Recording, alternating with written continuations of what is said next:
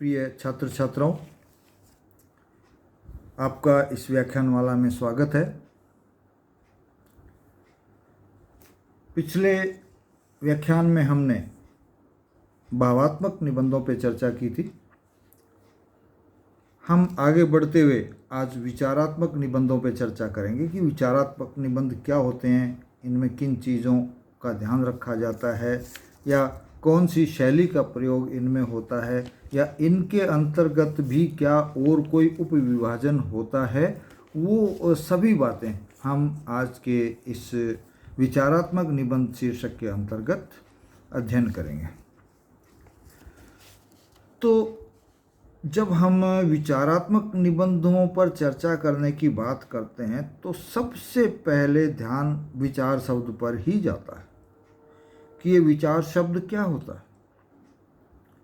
तो हमें बहुत गहराई में जाने की बजाय हम सीधा सीधा देखते हैं कि जहाँ तर्क का, बुद्धि का प्राधान्य होता है या उसका प्रयोग करते हुए जब किसी विषय वस्तु पर विचार किया जाता है तो ऐसे निबंध विचारात्मक निबंधों के अंतर्गत आ जाता है।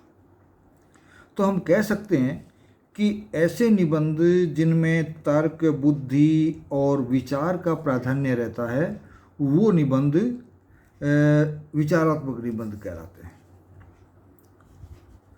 ऐसे निबंधों में गंभीरता होती है, सुनियोजित होते हैं और विश्लेषणात्मक होते हैं। हम कह सकते हैं कि जब किसी विषय पर, जब किसी घटना पर, जब किसी समस्या पर विचार करते हैं तो उनमें गंभीरता होगी।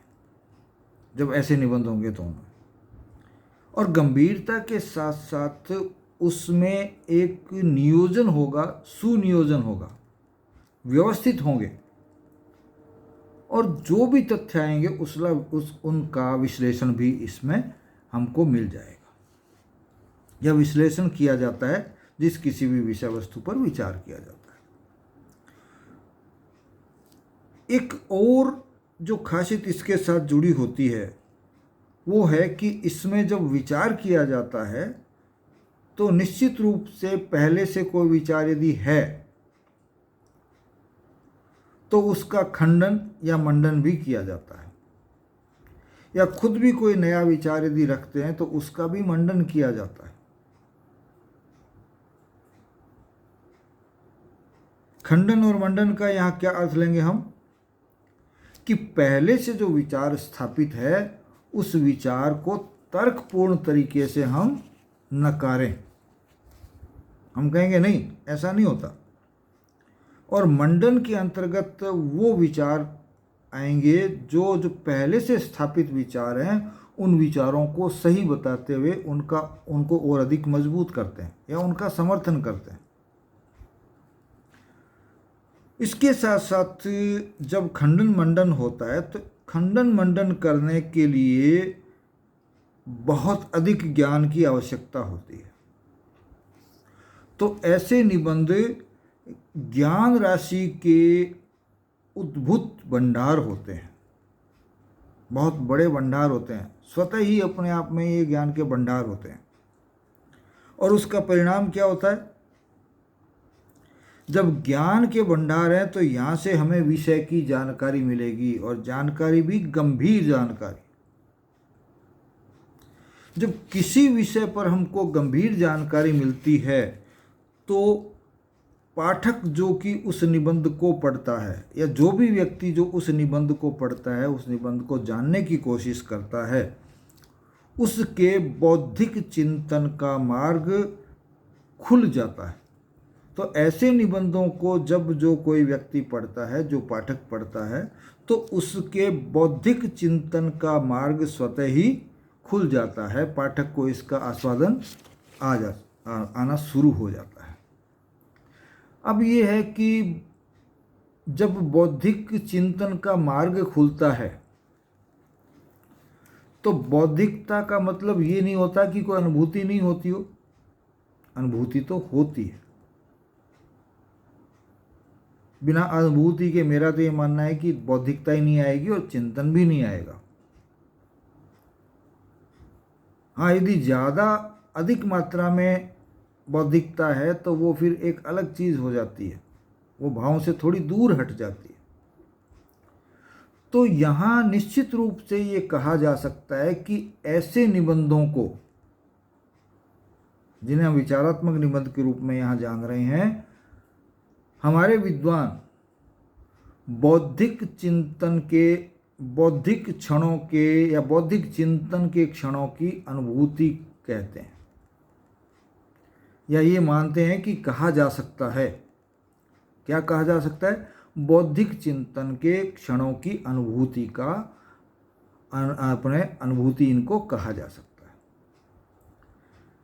फिर एक बात और, अक्सर आरोप लगता है कि बौद्धिक जो निबंध होते हैं या वैचारिक जो निबंध होते हैं उनमें वैयक्तिक संस्पर्श नहीं होते या संवेदनशीलता नहीं होती।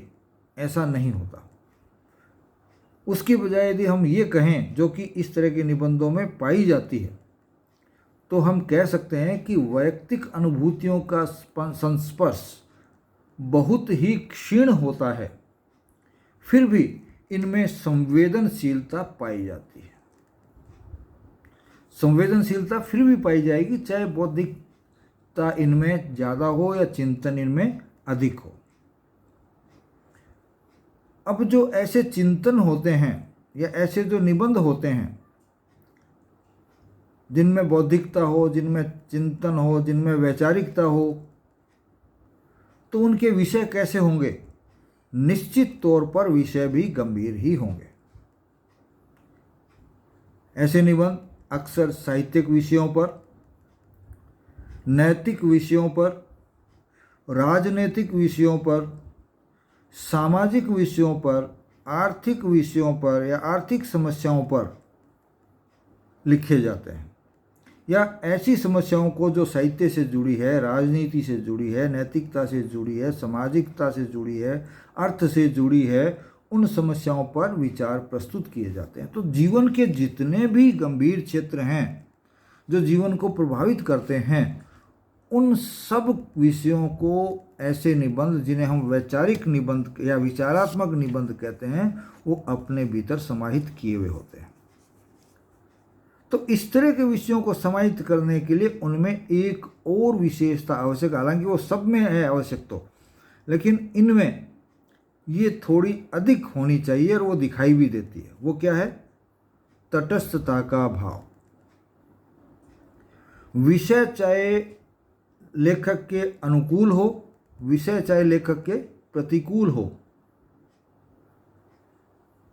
उसका जो तटस्थता का भाव है वो सदैव वर्तमान रहेगा, विद्यमान रहेगा। और उन विषयों का प्रतिपादन, चाहे वो अनुकूल हो चाहे प्रतिकूल हो, उनसे तटस्थ रहते हुए निबंधकार उन विषयों पर अपने विचार व्यक्त करता है। अब ऐसे विचार यदि व्यक्त करने हैं तो आप बिखरे हुए रूप में नहीं कर सकते। जब आप किसी विचार का खंडन करते हैं, किसी सिद्धांत का खंडन करते हैं, किसी सिद्धांत का मंडन करते हैं, समर्थन करते हैं, तो आप यूं ही नहीं कर सकते। उसके लिए जरूरी है कि आपने जो खंडन मंडन के लिए जो ज्ञान प्राप्त किया है वो व्यवस्थित होना चाहिए। किसी भी बात को स्पष्ट करने के लिए विचार या ज्ञान व्यवस्थित होना चाहिए। जब तक व्यवस्थित नहीं होगा आप अपनी बात को स्पष्टता से नहीं रख पाओगे, दूसरे तक नहीं ले जा पाओगे अपने विचारों को। सुव्यवस्थित हो और उसके साथ साथ परस्पर एक दूसरे के संगत हों, एक दूसरे की पुष्टि करते हों, एक दूसरे के साथ जुड़े हुए हों। ये नहीं हो कि आपने विचार तो सुव्यवस्थित ले लिए और सुव्यवस्थित करने की आप कोशिश करते हो, लेकिन वो सुव्यवस्थित भी तब तक नहीं होंगे जब तक कि वो एक दूसरे के संगत नहीं होंगे, एक दूसरे से मेल खाते हुए नहीं होंगे, या एक दूसरे से जुड़े हुए नहीं होंगे। तो यहाँ विचारों का एक दूसरे से जुड़े हुए होना, परस्पर संगत होना भी अति आवश्यक माना गया है, और वो इस प्रकार के निबंधों में पाया जाता है। एक और इन निबंधों के भेदों को जानने के बारे में कि ये निबंध भी 3 प्रकार के होते हैं, जानने से पहले मैं एक अंतिम बात उससे पहले कहना चाहूँगा कि इस तरह के निबंधों को लिखने में कौन सी शैलियों का उपयोग हुआ है। इस प्रकार के निबंधों को लिखने में हमारे जो निबंधकार रहे हैं हिंदी के इस युग के या किसी भी युग के रहे हों, उन्होंने व्यास शैली और समास शैली, इन दोनों शैलियों का उपयोग किया, और दोनों एक दूसरे की शैलीगत रूप में भिन्न शैलियां हैं। समास छोटे रूप में लिखना, व्यास विस्तार पूर्वक लिखना। लेकिन कोई भी विचार व्यक्त करना है तो यदि हम विस्तार दिए जाएंगे तो विचार स्पष्ट नहीं किया जा सकेगा, कोई भी तथ्य स्पष्ट नहीं किया जा सकेगा। तो आवश्यक होता है कि जहाँ जिस तरह की शैली की आवश्यकता हो वो शैली उपयोग में लाई जाए। इसीलिए हमारे इन निबंधकारों ने 2 प्रकार की शैलियों का उपयोग किया, समास शैली और व्यास शैली। ये 2 शैलियाँ अधिक काम में इस तरह के निबंधों में ली गई। अब आते हैं इस निबंधों के भेद। जो विचार प्रधान या विचारात्मक निबंध हैं, क्या उसके भी भेद हो सकते हैं? निश्चित रूप से इसके भी हमारे विद्वानों ने 3 तरह के भेद माने। एक भेद माना है इन्होंने आलोचनात्मक विचारात्मक निबंध, दूसरा भेद इन्होंने माना है विचारात्मक आलोचनात्मक निबंध, और तीसरा भेद इन्होंने माना है गवेषणात्मक विचारात्मक निबंध।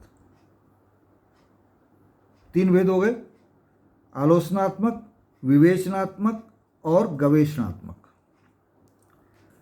आलोचनात्मक निबंध कौन से होते हैं, किस प्रकार के होते हैं? इस प्रकार के निबंधों में जो कवि हुए हैं, जो साहित्यकार हुए हैं, उनकी रचनाओं का सम्यक परीक्षण किया जाता है, उन पर विचार किया जाता है, परीक्षण किया जाता है कि उन्होंने सही लिखा है या नहीं लिखा, कमी रही है तो कहाँ रही है। तो ऐसे निबंध आलोचनात्मक निबंध कहलाते हैं। और रामचंद्र शुक्ल का जो मानस की धर्मभूमि नामक निबंध है वो इसी श्रेणी का निबंध है। दूसरा जो विवेचनात्मक निबंध हैं, ऐसे निबंधों में गंभीर जो विषय होते हैं उन विषयों पर चिंतन किया जाता है, गंभीर विषयों पर चिंतन किया जाता है। दुनिया में बहुत सी गंभीर मसले हैं,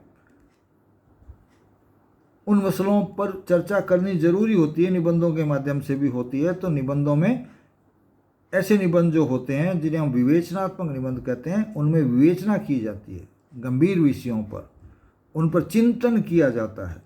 ऐसे निबंधों का यदि हम उदाहरण लें तो शुक्ल का ही उत्साह नामक जो निबंध है, जब कभी भी आपको पढ़ने का अवसर मिले या आपने पढ़ा हो तो वो ऐसी ही श्रेणी का निबंध आता है।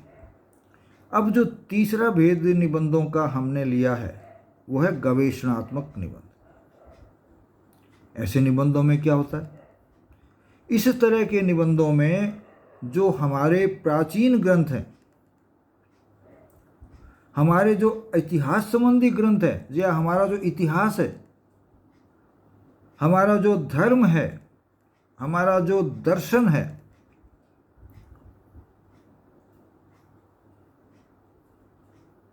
उनसे संबंधित तथ्यों की खोज, उनसे संबंधित तथ्यों की खोज और उनका अध्ययन तथा अन्वेषण जिन निबंधों में किया जाता है वो गवेषणात्मक निबंध कहते हैं। इनमें मूल प्रवृत्ति जो होती है वो खोज की होती है, नई बात निकालने की होती है। इसमें ये नहीं है कि पुरानी बात कोई कही गई है तो उसका समर्थन या जो है आलोचना उसकी की जाए, ऐसी कोई बात नहीं होती, बल्कि नई चीज़ खोजने का प्रयास इसमें होता है। और नई चीज़ किन बातों में खोजेंगे? हमारा इतिहास है, हमारे प्राचीन ग्रंथ हैं, हमारा धर्म है, हमारे दर्शन हैं, उन सब के बारे में विचार इन नए निबंधों के में किया जाता है। जैसे द्विवेदी जी ने एक निबंध लिखा था, भारतीय फलित ज्योतिष, ये निबंध उसी श्रेणी में आता है। इन्होंने हमारा प्राचीन जो ज्योतिष ग्रंथ है उसको लिया और उसको ही आधार बनाते हुए निबंध लिखा। तो इस तरह से हम आज जो है आलोचनात्मक विचारात्मक जो निबंध हैं उन पर हमने चर्चा की है। शायद मैंने आलोचनात्मक बोल दिया, हो सकता है किसी बीच में कहीं, तो उसको आप विचारात्मक ही जानें।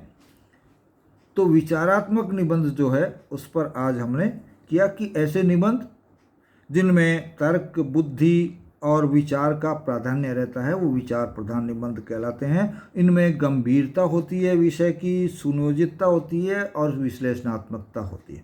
तो इस तरह के निबंधों की आज हमने चर्चा की है, उनके बारे में जानकारी प्राप्त की है। अगले में हम जो 4-5 भेद हमने लिए थे निबंधों के, उनमें से तीसरे भेद का हम चर्चा करेंगे, तीसरे भेद की, और वो है वर्णनात्मक निबंध। और यदि समय एक ही व्याख्यान में रहा तो विवरणात्मक निबंध भी देखेंगे। और 5वां हमने क्या लिया था? ललित निबंध। तो इस तरह से हम 5 प्रकार के निबंधों को जानेंगे जो कि निबंधों के विशेष भेद माने गए। धन्यवाद। जय हिंद।